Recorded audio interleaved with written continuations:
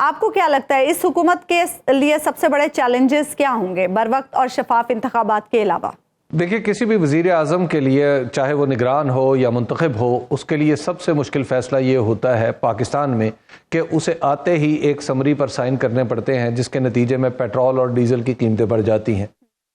تو گویا مہنگائی کا ایک نیا سلسلہ فوری طور پر شروع ہو جاتا ہے۔ بہرحال یہ ایک ناخوشگوار کام ہے جو ہمارے وزیر اعظم، نئے نگران وزیر اعظم کو کرنا پڑے گا، اور معیشت ہی ان کا سب سے بڑا چیلنج ہوگا، کیونکہ اگر ان کی مدت 90 دن ہے تو 90 دن کے اندر ان کی حکومت کو آئی ایم ایف کے ساتھ ڈیل کرنا پڑے گا، اور آئی ایم ایف کے ساتھ جو پہلا یعنی اس کا ریویو ہوگا 3 مہینے بعد، تو اس ریویو کا جواب دینا پڑے گا کہ کیا ٹارگٹس اچیو کیے گئے اور کیا آپ کے معاملات جو ہیں وہ بجٹ کے اندر ہی ہیں۔ کہیں ایسا تو نہیں ہوا کہ آپ نے پولیٹیکل لوگوں کی طرح بجٹ کو بے محابہ کہیں بدل دیا یا کہیں کچھ اور کر دیا۔ تو لہٰذا ایک کام تو ان کو وہ کرنا ہے جو ان کا سب سے بڑا چیلنج ہے، اور اس کے لیے ان کے پاس لوگ کون ہو سکتے ہیں، یہ ایک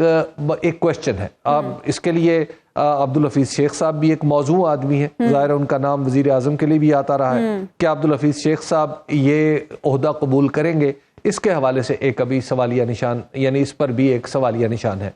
دوسری بات یہ ہے کہ اگر اسی طرح آپ نظر دوڑائیں تو رضا باقر صاحب، ایک جو ہمارے سابق گورنر تھے اسٹیٹ بینک کے، وہ بھی ہو سکتے ہیں، انہیں بھی بلایا جا سکتا ہے۔ سلطان علی علانہ صاحب کا نام بھی تو چل رہا ہے نا حبیب صاحب، معاملہ ڈیل کریں۔ سلطان علی علانہ صاحب بھی بالکل ایک بہتر چوائس ہے، ایک ٹھیک چوائس ہے کہ وہ بھی معاملات کو آگے لے کے چل سکتے ہیں، اور ظاہر ہے سلطان علی علانہ صاحب کا بھی جو بیک گراؤنڈ ہے وہ معاشی حوالے سے ٹھیک ہے، یعنی پاکستان کی وزارت خزانہ ان کے سپرد کی جا سکتی ہے عارضی مدت کے لیے، اور انہوں نے کوئی پالیسی تو بنانی نہیں ہے، یعنی ایسی پالیسی تو نہیں بنانی نا کہ جس میں بجٹ میں کوئی جوہری تبدیلی کرنی پڑے، تو بجٹ تو پہلے سے بنا بنایا ہے، اس پہ امپلیمنٹیشن کرنی ہے، بنی ہوئی پالیسی کو آگے لے کے چلنا ہے۔ ہاں، دوسرا جو ان کے سامنے ایک چیلنج آئے گا، جس کا آج آپ یوں کہہ سکتے ہیں کہ آج کسی حد تک وہ آگے بڑھا ہے، جس کے لیے قانون میں آپ کو یاد ہے ترمیم بھی کی گئی تھی کہ نگران حکومت کے اختیارات بڑھائے جائیں۔ تو وہ ہے کہ پاکستان کے اندر جو جاری منصوبے ہیں، مثال کے طور پہ